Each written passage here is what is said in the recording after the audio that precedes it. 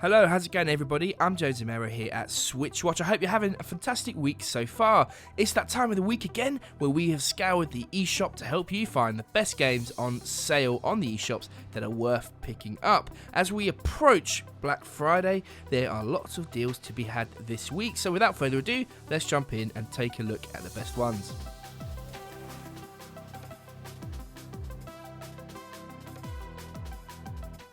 Kicking things off with my pick of the week, it's Assassin's Creed 3. As with all of the games in the series, there's a huge, fully fleshed world to be explored, and this time it's colonial era America. This time around we get to play as Connor instead of Ezio, and lots of people don't like it for that reason. Me personally, I thought it quite an interesting take to do something a little bit different, and it set the scene for future releases. It's not a perfect port, on the move things look really good, but on a larger screen it can get a little bit muddy at times, so do be cautioned by that. But at 50% off for me, this is a bargain worth having. Jordan, Juan, what are your picks this week? Thanks, James. My pick of the week is Starlink Battle for Atlas, which has a massive 75% off here in the UK and in Europe, down to just £17.49. And the reason you want to go for the Nintendo Switch version over any other is, of course, because of Fox McCloud, who appears as a special guest pilot in this particular game. And, of course, you can explore Atlas in Star Fox's R-Wing, so that was a big pull for me. Now the great thing about this digital version is you get 4 starships included, which is Zenith, Neptune, Pulse and Lance, also 6 pilots which include Mason, Judge, Chase, Hunter, Levi and Razor, and also 12 weapons including Flamethrower, Frost Barrage and many others. So if you're not really a physical collector, this digital version is going to serve you well, but of course if you love the physical toys, you can buy those too in the forms of ships, the pilots and the weapons. The great thing about this game, it's got some great battles, you get to explore and you can change your ship around to your delight. So that's my pick of the week, ladies and gentlemen. Thank you, James and Jordan, and everybody watching this video. See you next week. Take care. What's up guys, Jordan here with my pick of the week. While there are some tasty AAA titles on sale this week, I went for something a little bit more indie. Snowcastle Games' Earthlock. This is an indie JRPG heavily inspired by games such as Final Fantasy IX. I reviewed it when it released digitally like a year and a half ago, and I quite enjoyed it. While it doesn't quite stand toe to toe with its inspiration, it's still a good time, and one of the original sticking points was the fairly high asking price. Well, now with 80% off in North America, down from $30 to an unmissable $5.98, it's not one that you can say no to if you're interested in the genre. It's been on sale plenty of times before, but I think this is the lowest it has ever been.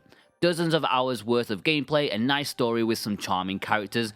You can't go wrong at all with that price, and you'll find very little else in terms of dollar per fun hour. Be sure to check out my review if you're still undecided. Anyways, that's my pick of the week. Let me know if you decided to pick up Earthlock or not, or perhaps you've already bought it digitally or with Super Rare Games' physical release of it. Let us know. Thanks very much, chaps, and there you have it, our picks of the week. But of course, there are many other games out there to be enjoyed. Next up, it's Hellblade. This is a dark fantasy action-adventure game heavily inspired by Norse mythology and Celtic culture. What was so surprising about this game when it came out was how good the graphics look on a game that's made by a relatively small indie developer. And I'm pleased to say that coming onto the Nintendo Switch, things still look great. This one is beautifully looking, and although it's not a perfect game, it is an enjoyable experience. Overcooked 2 is one of the best party games out there on the Nintendo Switch. It takes everything that was so great about the first one and ratchets it up a notch. There's a loose story about saving the Onion Kingdom, but that doesn't really matter here. This is all about the easy to pick up and play mayhem and carnage. It's easy to pick up and play, but difficult to master. It's great for people that don't particularly love games, they'll understand it straight off the bat. I can't recommend this one more highly, especially now that it's on sale. Masters of Anima is a strategy game where you get to control little minions. Yes, this is similar to Pikmin, the ever popular title series that has not come to Nintendo Switch, and it's not as good as that title to be honest, but if you're looking for something like it and cannot wait, then this is worth considering. It's not a bad title, and on sale it makes it a lot more palatable. Crypt of the NECRODANCER is a roguelike rhythm game that takes the fundamental elements of a roguelike dungeon explorer and adds a beat-matching rhythm game set to an original soundtrack written by Danny Baranowski. This one is fun when played alone and even more so when played in a local co-op with a mate. At 80% off, you definitely cannot go wrong with this one.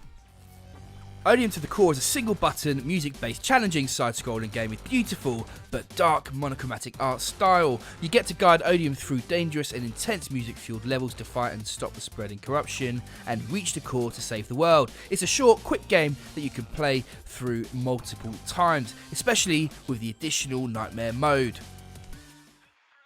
Super Daryl Deluxe is an RPG-vania with brawler-style combat set inside of a perfectly normal, sprawling, multi-dimensional high school. Yes, this one is absolutely bonkers. It's one of the craziest games that you will play, and for some, it's going to be hilarious and fun. But even for those who don't particularly like its crazy Saturday morning cartoon style, you can still enjoy a good game, and this is certainly one of those. Sheltered is a survival sim. Now, I don't know about you, but I found many of these games to be very similar and very dull. However, Sheltered is one of the best ones that I've experienced.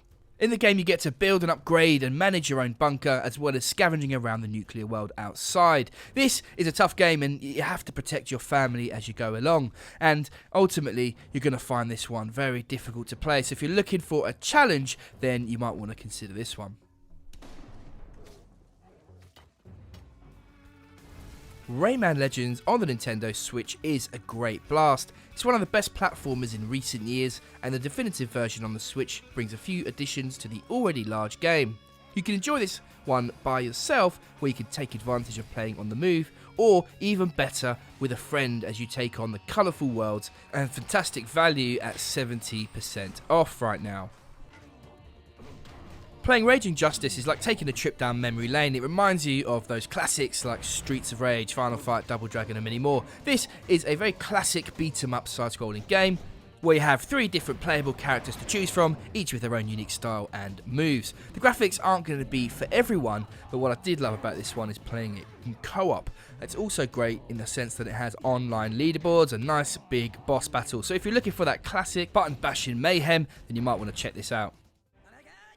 Matt Stone and Trey Parker wrote South Park Stick of Truth, so it's very much a genuine, long, hilarious episode of South Park. But it's also a surprisingly good JRPG. This one's a blast from start to finish and has a good difficulty curve that's enjoyable. They followed the success of this up with South Park The Fractured But Whole, and this one is actually 66% off. It builds on the first game, it takes place the day after, and I personally enjoyed this one even more. So if you had to choose one, this is the one that I would go for, though both are definitely great and worth playing. Yesterday Origins is a point-and-click adventure game from Microids, the makers of Siberia and many other point-and-click adventure titles. Now, these games are not for everyone, but Jordan reviewed this one and said it was one of the best that he has played in the last few years. Definitely high praise. What he did note was that the cost is very high and felt that if it was under £20, it would be worth considering. Well, it's a lot under that now, so definitely one worth considering. Rogue Legacy is a roguelite dungeon crawling game that started out life on mobiles. In fact, I played this one on my Apple iPhone way before it came to the Nintendo Switch, so I was interested to see how the port was done, and it has to be said that playing this with controls is much better than playing it on just the touchscreen. The premise is that each generation you are sending a new brave explorer into this dark dungeon to get further and further in. The thing is, you might be born with traits that make you stronger or traits that detract from your overall experience. The runs are quite short, and what makes this one stand out is the fact that you get to build up your arsenal and getting stronger as you get along, making it very, very addictive for that one more run type of gameplay. Mario Rabbids Kingdom Battle looks like a cute platformer on the face of it, but it actually is a deep turn-based strategy game, one that I found hours and hours of enjoyment out of. Ubisoft have done a great job here, and though this one has been on sale a couple of times, I don't recall seeing it off at such a hefty discount. Definitely worth picking up for fans of the genre. Child of Light is a stunning experience. It's an RPG from Ubisoft that plays a lot more like an indie title. It features turn-based combat and clever mechanics, but presented in such a gorgeous package as to make this a really unique experience. I really enjoyed Child of Light and would strongly recommend it to anyone looking for something a little bit different if you haven't given this one a go already. Valiant Hearts The Great War is a 2D side-scrolling adventure game that's got a few point-and-click puzzles along the way. But what it really is a story about crossed destinies and a broken love in a world torn apart. Yes, this is basically a comic book told through the medium of games. It's really quite heartwarming, it's quite a moving tale, and if you enjoy a good story, then you might definitely enjoy this one.